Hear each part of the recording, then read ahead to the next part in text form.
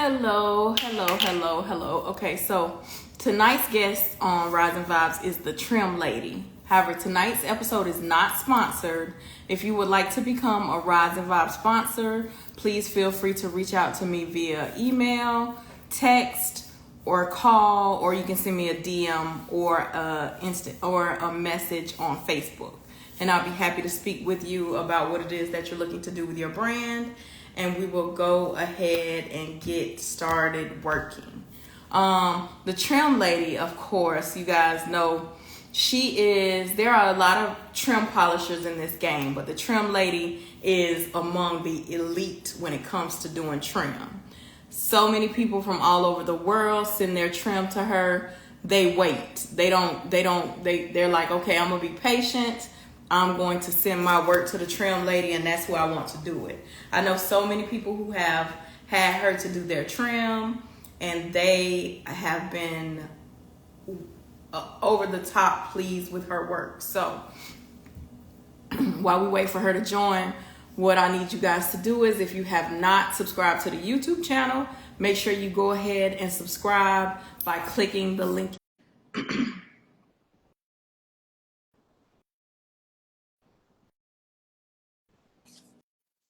Hey, young lady. Hey, How are I'm you? good. How are you? I'm great. It's been a long time since you've been on the show. It might have been 5 years. 2021 or 22. I was one of your first few. Oh, wow, wow, wow. So I wanted to take the time to tell you thank you for taking time out of your busy schedule to sit down and talk to us. Of I course. really appreciate it. Thank you for having me. So I'll start off with one of my questions, and then I will get started with the fans' questions. Shoot. All right. So tell me how you got started being into cars overall, but mostly into trim, into polishing trim. Cars? I think I was 4 when I went to my first car show with my dad, and I was amazed. It was a 55 T-Bird, and it had pop locks. You popped the tail light and it opened the doors. And ever since then, I was just amazed with cars. um, and then my ex-husband and I owned a full restoration shop, and I didn't like doing office work. So we would send a trim out to get done, and I was like, I could do that. And that's how I started doing it. Oh wow. So how long has it been now that you've been polishing trim? I would say, oh God, it's got to be about 15 to 17 years. Wow. Yeah, long time. So when you started, I'm sure you were nowhere near as good as you Oh are God, now. no. Oh God. That's why when everybody will message me and ask me, how do I do that? I want to do what you do. And it's like, there's no any polisher. Anybody can polish. Right. It's the repair part, it's the fixing part, it's having the knack to do that, it's having the knowledge behind it. And you learn that over years and years. It's not something I can just tell somebody to do and they could go do it. It takes a long time. You have to understand what you're working with. You have to understand what the metal's going to do. Um, Temperature, outside, humidity, all of that plays a factor. And you might not think that, but it does. So it's just over the years, still to this day, I'll learn a new trick, or I talk to somebody, one of my friends that's a polisher, and bounce something off of them or anything. Every day is something new. So, Right. So I remember a long time ago when I talked to you, and then I pulled up to your shop, and you were showing me all the trim, and you were saying, "This trim, I've had it for this long." You oh were yeah. telling me, "Oh, I've kept this trim for this long." What is it? What is it that makes you okay? So if a person sends you their trim and you tell them it's going to be ready, and then they never just never come pick it up, or it's months and months, or maybe years before they come pick it up. What is it? Why do you just keep it instead of Well, selling it? because first of all, if somebody say goes to jail, So I have the top shelf, is camp shelf, I call it. Um, when that person gets out, they have nothing. They might at least have that they can sell. Who Right. it's not mine to sell. It's theirs. Right. And over the years dealing with shops and the way shops work, I would rather have it in my shop and I know it's safe and I know nothing's going to happen to it. If I do that job and I send it to a shop and I have had this happen a million times, they parts go missing, parts go on other cars, and the customer doesn't know the difference because most customers don't know every piece on their car. It's been sitting in Right. another shop and they misplaced the box, and then I get a call and I have to go through all of my records, find the UPS thing, tell them that yes, it was delivered, or it happens so often. And I know people are excited because they want to see progress, but having your trim sit for 2 years in bags is pointless, you know. Right. And then you have, and you've heard this a million times, this shop closes down and their car goes to another shop and then they lose parts and they're missing parts. If they're in one spot and they're on a shelf and you call me and you ask me, where's my stuff, and I can walk to that shelf and show you the parts are sitting there. And then when you're ready, Right. we do it. So I understand the excitement behind it, but there's more hassle in doing stuff too soon than there is, you know, having it just ready and laying around. Right. And it also takes up space in your shop. Yeah, but it's not like it's a car. You know, you have body shops and they have cars laying around. Everything goes in one box. It's in a single box. It goes on the shelf. It's not that huge of a deal for me. I don't care that it's there. I'd rather it be there and all together than be in another shop, done, missing, messed up, and then it has to come back because it has to get fixed. It's a pain in the ass rather than it just sitting there. Right. Well, I will say you're one of the few people that, well, I won't say few. You're one of the people that are the good ones, because technically you're within your right to make to put in a contract. Hey, if I finish your trim and you don't come get it within 3, 6, however long, Yep. right? I can sell it. It's no longer yours if you don't come and get it. Right. But the fact that you don't do that is super amazing, especially in this car culture. Well, it's it's just a real shitty thing to do to somebody, in my opinion. Mhm. And I understand people. Trust me, it's frustrating because a lot of people do that. I want my stuff. I want my stuff. I do it, and then it sits done. And I have bills to pay. You know, I'm tired of dipping in my pocket for that. But it is what it is. You know, that's what owning a business is. Yeah, so this was probably one of the number one questions that I got for you. Um, a lot of people ask this. What's the hardest thing about doing work for the big rim community? Um, the hardest thing? Mm-hmm. I don't think there's anything hard about it. I enjoy it. Okay. I love the people. I love my customers that come in and have a lot of fun that way. Probably the negative part of it, you know, the negativity that I get. There's a Right. lot of that that I don't appreciate, but it is what it is. You take the good with the bad. But you're such a what kind of negativity? You are such, from the day that I met you, you've been the sweetest lady. So what possible kind of negativity You could know, you be? there's a lot of haters out there. Right. There's a lot of people that call me culture vulture and all that negative part of it, the racist part of it. I get a lot of that, and it is what there's nothing I can do about it. If you don't like me, don't come to me. You I mean what do, what do you want me to say? I'm not coming to your That's true. house with a gun to your head and telling you have me do your work. If you don't want me to do your work, go somewhere else. Right. There's plenty of But people the that do thing it. is, but the thing is, you don't only do work for the big rim community. You do work for everybody. Yes. I do So how can museum work. I do. I don't know. I can't explain that to you. It's not. It's just. I don't know. I can't even explain it. It's yeah. baffling to me because I don't think I portray that. I don't think I come off that way. I don't feel I'm better than anybody. You will never ever hear me say I'm the best. That doesn't come out of my mouth. And to be honest with you, I hate hearing that. You You shouldn't know be what though? telling you shouldn't be telling people you're the best. People should be telling you you're the best. That's what I was just gonna say. It's like telling somebody you're real, and I say this all the time. If you're real, nobody has to.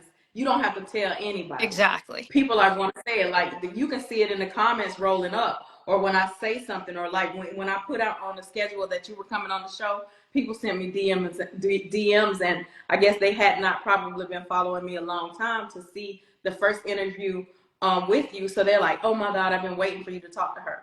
You know what I'm saying?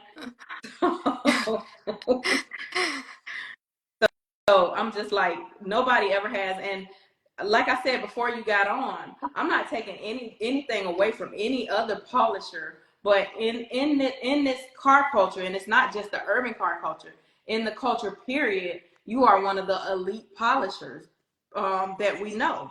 You Right. know what I'm saying? And it's not something that you've ever said. We see the work. Right. I've seen when I came to your shop, you showed me trim that looked like trash. I probably would have threw it away. And you were able to actually repair that trim and get it looking like it came like showroom clean. Well, so here's the other problem. Um, when people send me stuff, and they see the videos, and there's only so far you can take metal. So when you send me Right. something and it's super pitted and y- I mean, I could take a lot out, but it can't take everything out. And it's not like owning a body shop where I can put Bondo on it and paint over it or paint to fill in the little holes. There's really not much I can do to a certain extent. I do the best I can, but so you do get people that are disappointed in that and they're like, oh, well, there's pockmarks still in it. Well, if I sand it any further, it's either going to wave, it's going to bend, or it's going to get a hole in it. And then I can't fix it. And I'm not replacing it. So I'm giving you the best that it can possibly come out.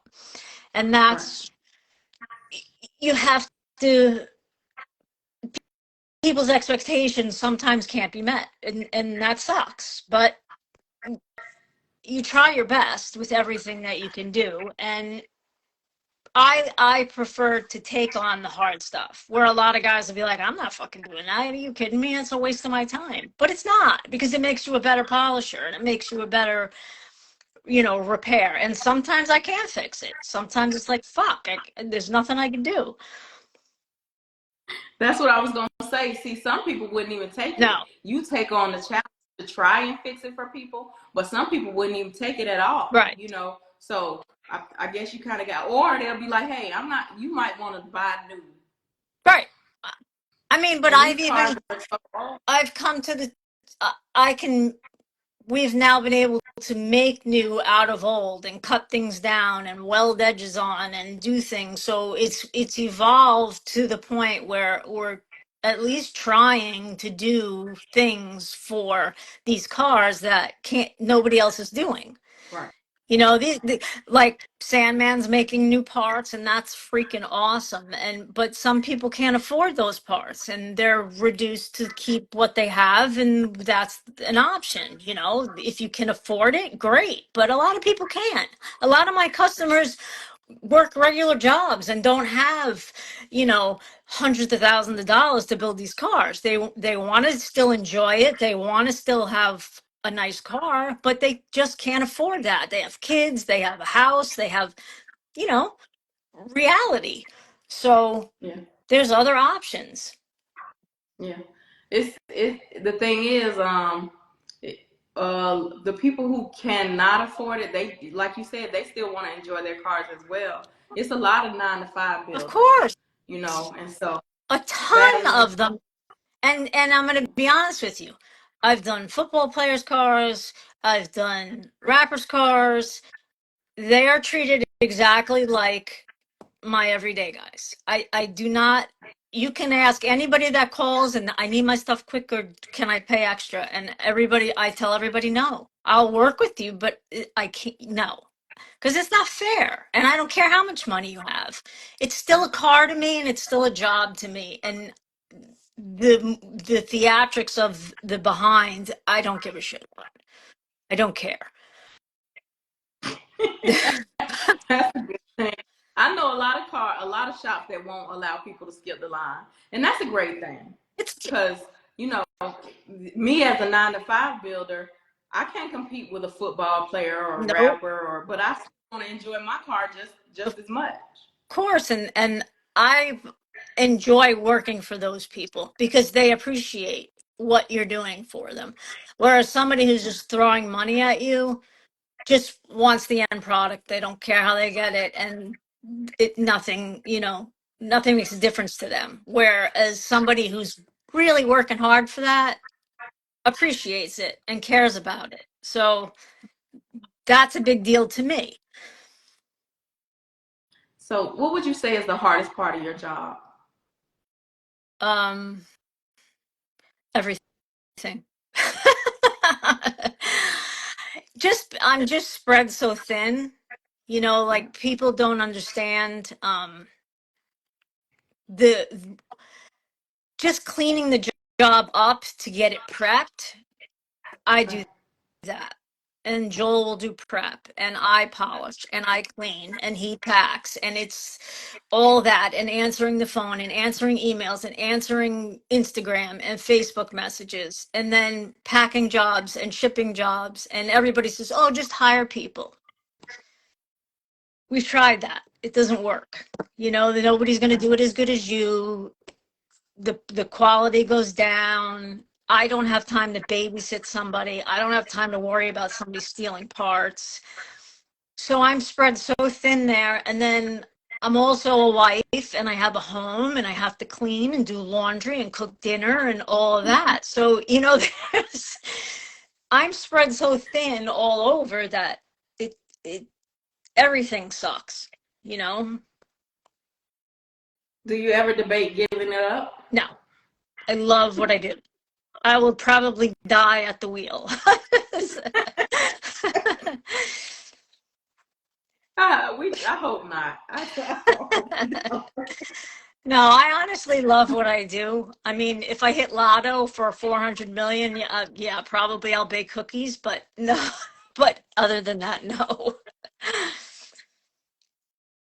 So, what's one thing that you know now that you wish you had known when you first started? Um, wow. Uh, Probably just to take my time and not obsess over um, people's deadlines because they don't hold true to their deadlines. So, I used to stay until 10 or 11 or 12 at night to finish a job because somebody was coming the next day to pick it up and then they wouldn't show up for 2 weeks. Yet I stayed until midnight to finish it. So the inconsiderate part of people I've had to learn to adjust myself to. But that's about it. I don't, as far as what I do, it's every day is a new experience. Just the other day I got hurt on the wheel. I had a piece get caught up and fly and rip my shirt from my hip to my shoulder. I'm bruised and just a disaster. And then had to look at the piece and go, okay, now I have to fix that. And Right. I fixed it, but those are the things that happen through a day. Sometimes one piece can take me 4 hours to repair when it should only take me a half hour. So that factors in every day, but it's just the job. So, I'm the person that believes in giving people their flowers while they are here to smell them. So, one thing this among other things, what I can say about you is ever since I met you all those years ago, you've been the same person. You have been such a sweet person. And like I said, you're the person that won't sell people's trim, Mm-hmm. even though you might have had it 2, 3, 5 Mm-hmm. years. you just keep it. And that in and of itself is amazing, and just amazing for those people. But for like I said, since the day I met you, you have been the sweetest lady. Thank you. You are. I don't even understand how people can say those things that you said earlier about you, because nothing about you says that. Now, there are people that something about them says that, but nothing about you says any of those things. And you have always been, you a lot of people may not even know this. You give back a lot. You pay it forward a lot in this culture. There are a lot of things that you do that you never even publicize or talk about. People would never know, but you are just that person. And um, and the icing on the cake, like I said, and I'm gonna keep going back to this, is you do not sell people's trim. You will keep it no matter how long, no Uh-huh. matter how long you've had it. Yep. I just I try and treat people like I want to be treated. And I wouldn't want some, Right. and people go through bad times. Everybody, some people take advantage of it, but some people don't, and they have things going on, and you have to understand that. I mean, that's part of business. I don't, people always say, I want to take deposits, why don't you do this? Very bad habit to get into when you take deposits. Because then you always dip into that money, and then when that job comes around, you don't have the money. So I really try and stick to those rules. Some people insist on leaving it. It goes in the safe. I don't touch it. But people have to understand that it is still a business. And, Right. sometimes you're pushing your luck. Maybe one day I will get to that point, but right now I haven't hit that point. So So, wait a minute, you don't take deposits? no, never. So how does that work? They just leave their trim and then pay when it's ready? Yep. Yeah. Oh wow. Well, that's the beauty of it sitting there 3 years. It's not costing me anything. It's costing me space, but it doesn't cost me. But when I actually do it, now you've absorbed my time. Now we have to pay Right. for it. And that's how it works.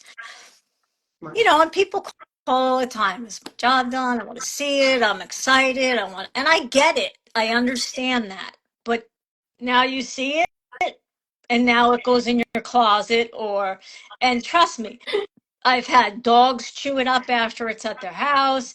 I've had them put it on the car, then wet sand and buff a car and ruin the whole friggin' set. And it has to come back again and I have to redo it. I mean, the things that people do, I have no idea. But from owning a business of full restoration, I know the process. I've been in it a long time. I know how you're supposed to do a car. And I try and explain this to people, but I'm a female, so I don't know what I'm talking about. But there's a there's an order to do it. And if you follow the order, it works out well. But if you don't, then you're backtracking and redoing and you have a shit show and you're spending more money.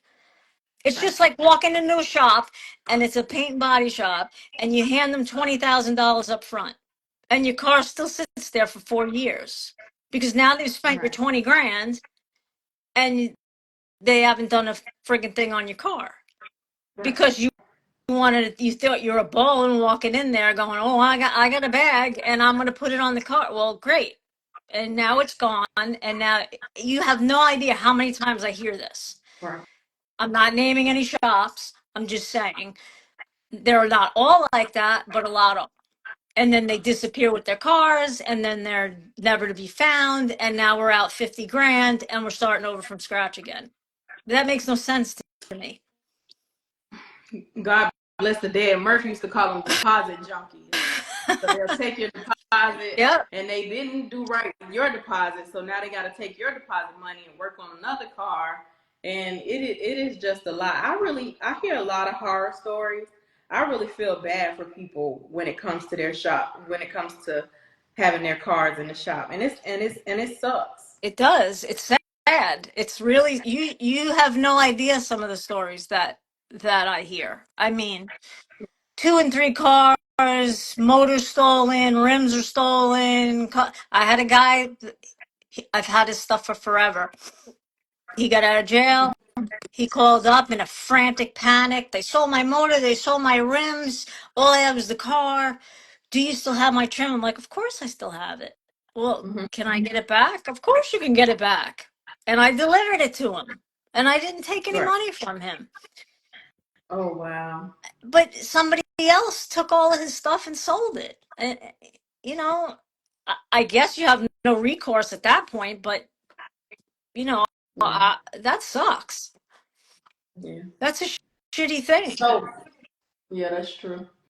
To feel that way. I know you probably can't say for a for any particular job, but what is usually your turnaround time? It's 3 to 4 months from the point Okay. I get it, unless it's like Okay. 1 or 2 pieces. Okay. But usually, what I tell people is when your car goes into paint, call me and we'll get it started. And that's Okay. pretty much how it goes. Because the paint and body shop's going to tell you, I'm going to have your car done by December. Your car's not going to be done by December. I already know this because I've been in the business. Your car's probably not going to be done until March. But we got the ball rolling. And my Right. end doesn't take 4 months like it does in a body shop. You know what I mean? Right. So for me, I can, if it's an emergency and it's got to get out, well, then we stay late or we come in on Saturday and Sunday and we get the job out. It's not rocket science on my part, but Okay. it's trying to keep up with everybody else's schedules. Yeah. I've seen so much when it comes to these cars. I've seen people. One guy. I won't say any names, but if they're on here, they might know who it is. He's a 9 to 5 worker, and he finally got his car and sent the car caught on fire at the shop. Mm-hmm.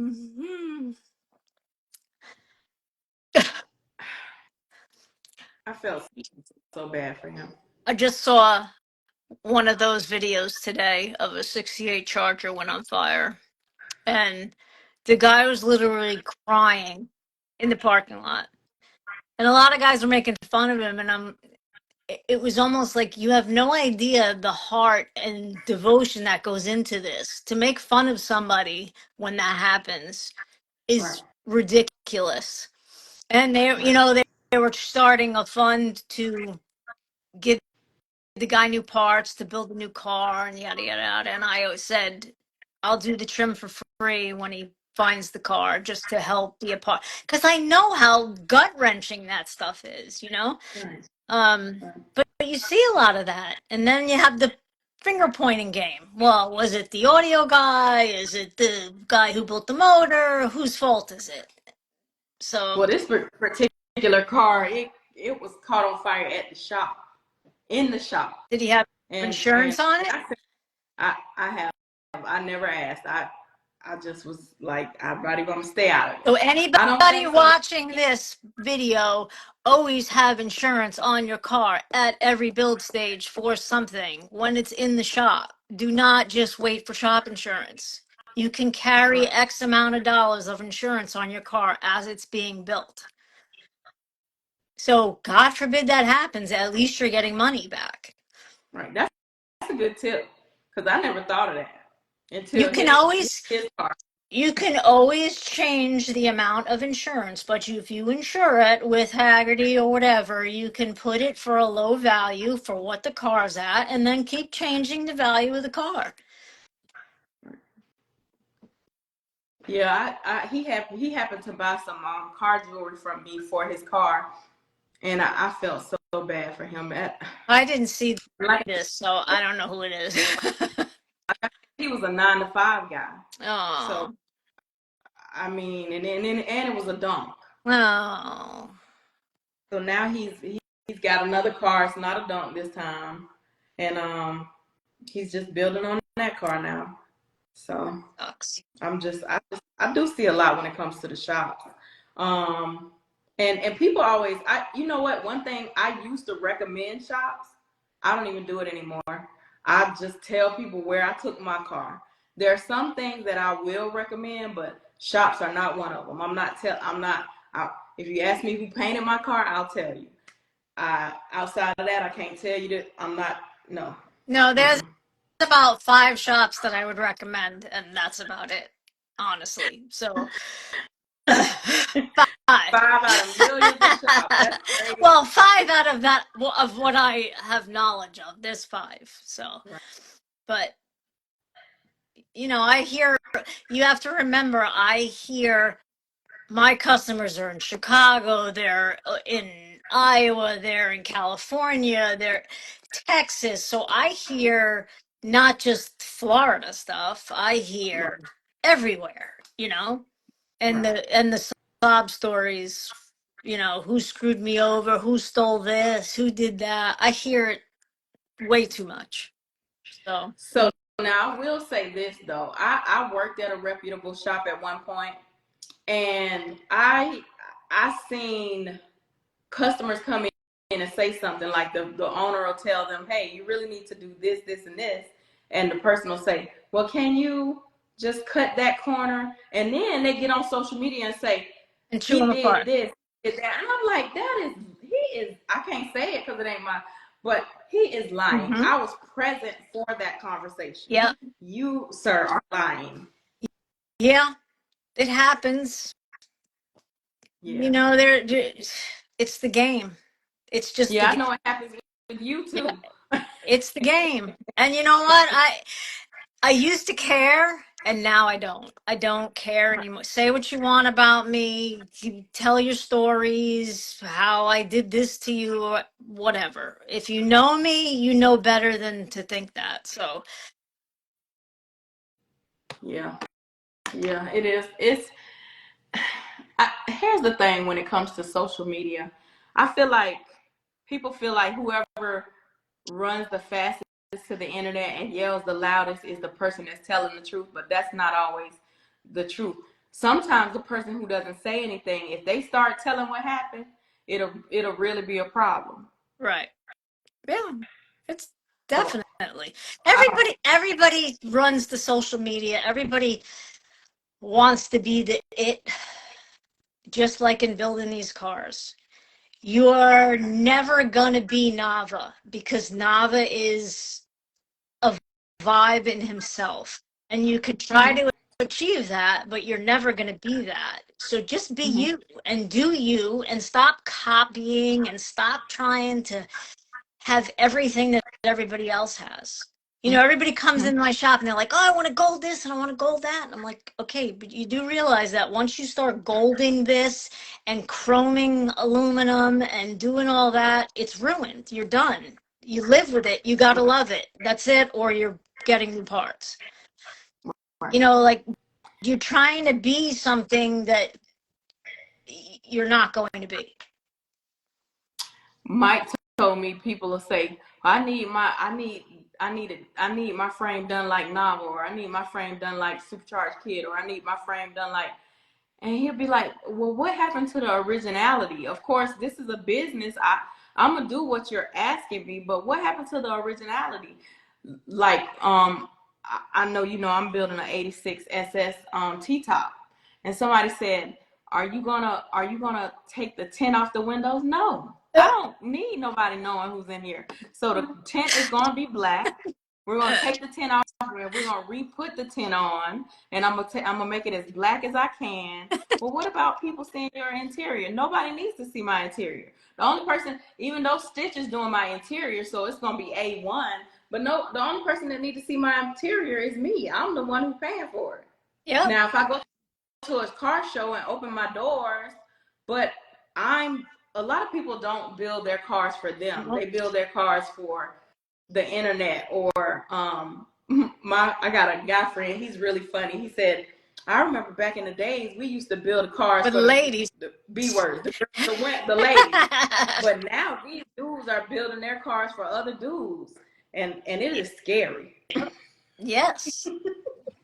It's sad. It's sad though. So that's a big thing that I get. Did you post my video yet? Did you post my video yet? Is my video up yet? Like that. That's all they care about is everybody seeing their stuff. Right. And I get it. It's exciting, but and I want them to be excited. I'm excited for them. I know what it feels like to have a done car and be proud of it. And you've worked your ass off to pay for it. So I get it. But it's gone to a new level now, and it's almost unattainable now with the prices that things are. I am like, what? How Right. much are you paying? How much are you spending on this car? It's a car. It's not a house. It's a car. But Right. whatever, if that's what you want to do. Yeah.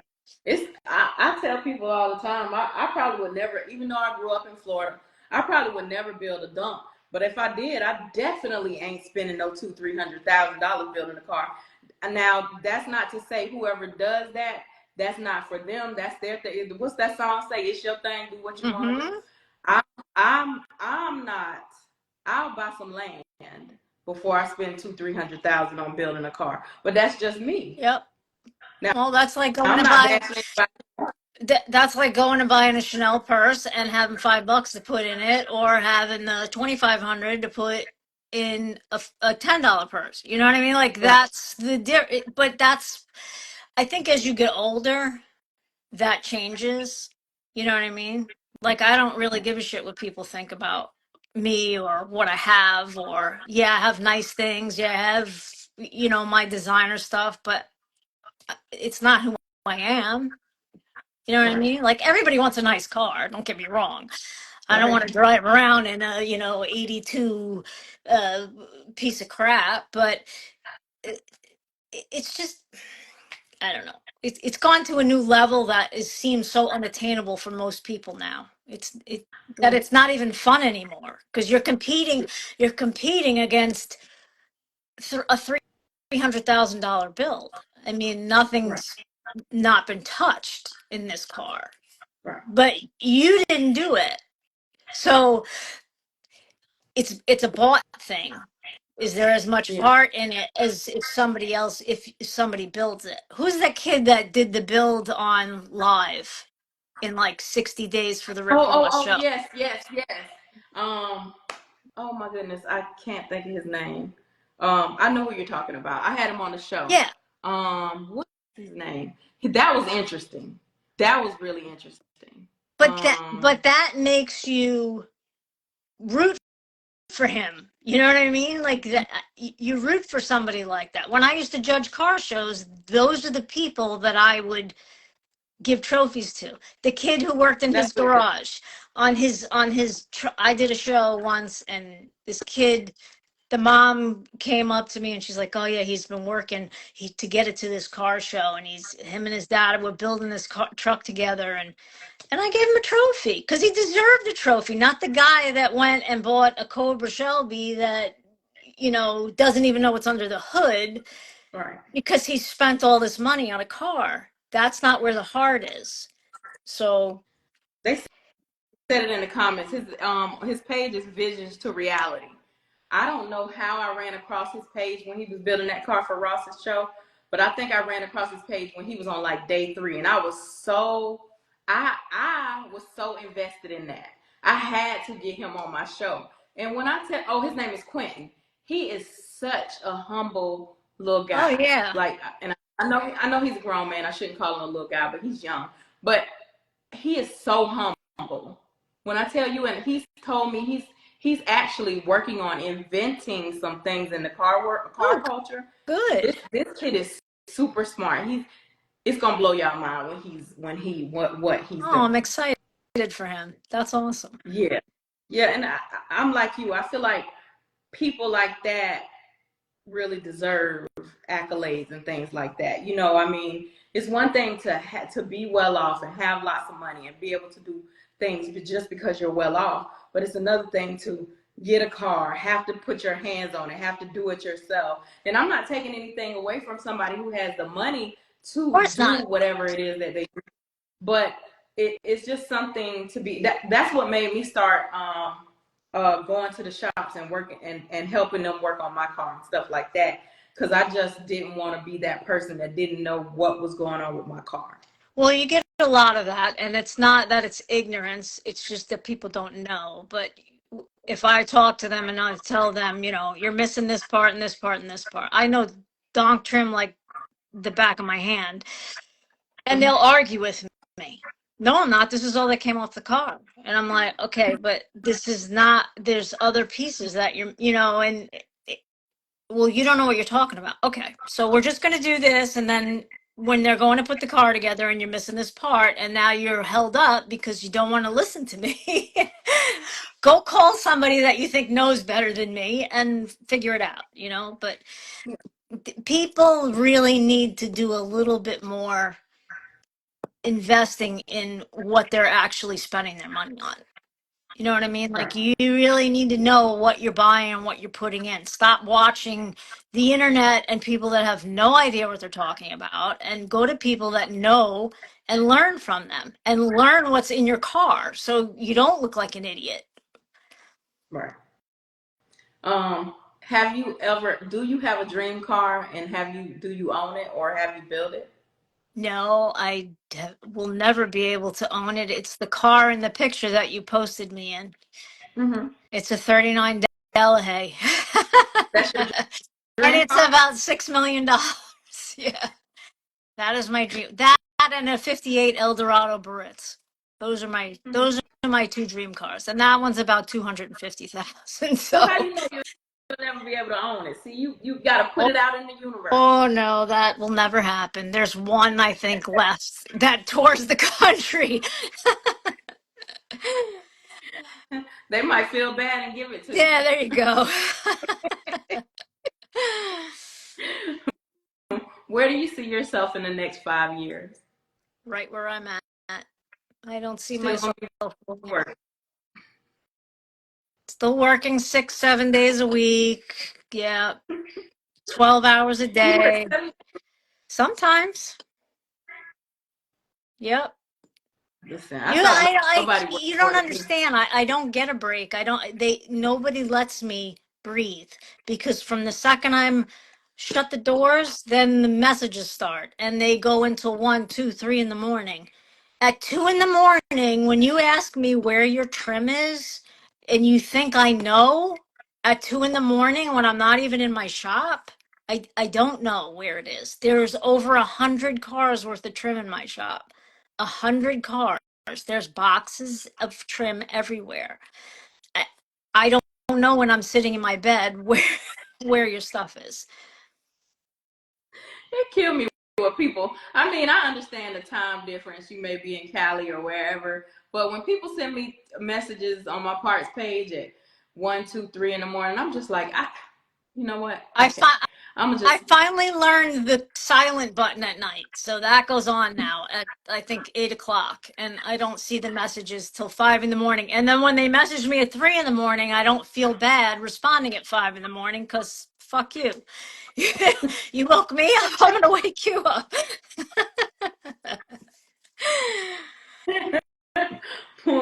Well, those were. Oh, I do have one more question. When you're no longer doing this, what would you like for your legacy to be? I don't know. That's a tough question. I mean, just that I was an honest, good person and helped when I could.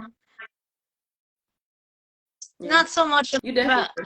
not so much about glorifying what I do or what I've done for the car culture. Just to actually just be a good person. Right. I mean, trust Those me, were. I could be a bitch, but you have to provoke me to be one, I and don't I even could be your believe. worst nightmare. Oh, believe I don't it. even believe. Ask my mom; she'll tell you. Well, those were all my questions. Anything else you want to say before I we get out of here? don't think so. I appreciate you having me, though. And one question I have to ask you: how's your friend doing? That was in the bad Preston, accident. Yes. he is doing better. He just finished building his car, so he's happy about that. And he is. One thing I got to say about Preston is, um, watching his story should have taught people a lot about life. Um, when life gives you when life gave Preston lemons and he cut them bitches up and made lemonade, I swear. He made me know that there is nothing for me to complain about. Yep. Nothing. Yep. So he's doing great. He got married when he was in Yep. the hospital. Yep. So they recently got married again. Aw. And so yeah, it's just he's a dope guy. He's amazing. So I'm gonna tell him you I asked about him. Yeah, he was on my mind for like the last 2 weeks for some reason, and I kept meaning to ask you, and I would always get pulled away. So now that I have you here, I didn't mean to throw that into the interview. I No, no, apologize. no. It's okay. It's okay. It's your time. Anything else you want to say before we get out No, of here? I'm good, sweetie. Thank you so much for having me, though. I appreciate it. It only took us almost five Yeah, years to get back yeah. together. You're a busy lady. You're all over the place. Nah, you are busy. Yeah. You say I thought nobody worked more than me, but you say you working 7 days a week. At least I try to take one day off a week. I still don't take it off. At least I take a half a day off a week. Yeah, it is what it is. I'm Yeah, able to work. You know what I mean? I mean, there's a lot of people that don't have work and don't have a job and can't make money, and so I'm thankful for everything that I have and everything that I've made of this hobby that it was. yeah. So it turned out into a hobby, and then it turned into your Livelihood. passion, right? Yep. Yes, ma'am. Well, I appreciate you, Okay. Janine, for sitting down, taking time out of your busy schedule, and let's not wait another 5 years to get you back on. You got it. You have a happy All right. Thanksgiving. You too. Have a good You night. too, sweetie. Bye bye.